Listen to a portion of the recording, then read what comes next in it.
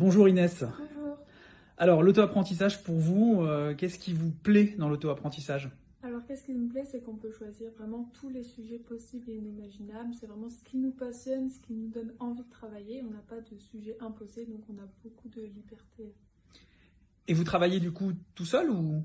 Non, on peut travailler avec un binôme ou on peut travailler par groupe.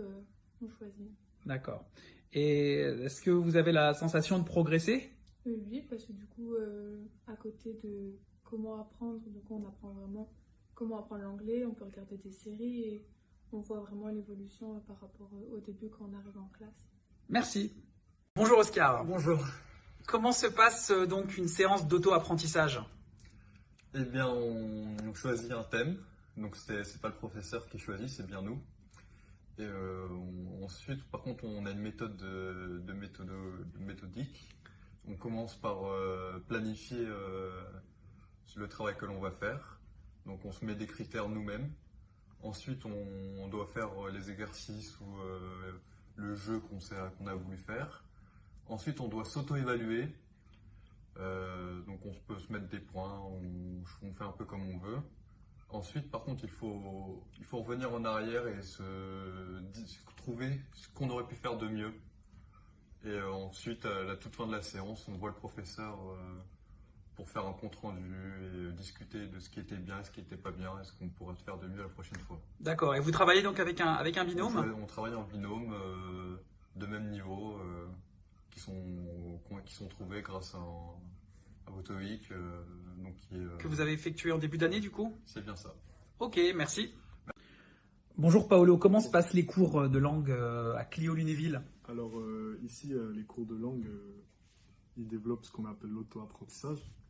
C'est-à-dire qu'en fait, on travaille sur ce qu'on veut, mais on réfléchit à comment apprendre le mieux avec le sujet qu'on a pris. Et comment ça se passe alors avec l'enseignant? Eh ben, on fait ce qu'on veut, on bosse de notre côté, et à la fin du projet, on a un entretien avec lui pour qu'il nous dise les points améliorés ou noter notre auto-apprentissage. Ok. Et donc vous avez un espace de travail un peu différent? Bah oui, comme vous pouvez le voir, c'est assez détente. Du coup, c'est les meilleures conditions pour travailler. Ok, merci. Bonjour Thomas. Bonjour. Alors pour vous, en fait, qu'est-ce que ça a changé l'auto-apprentissage?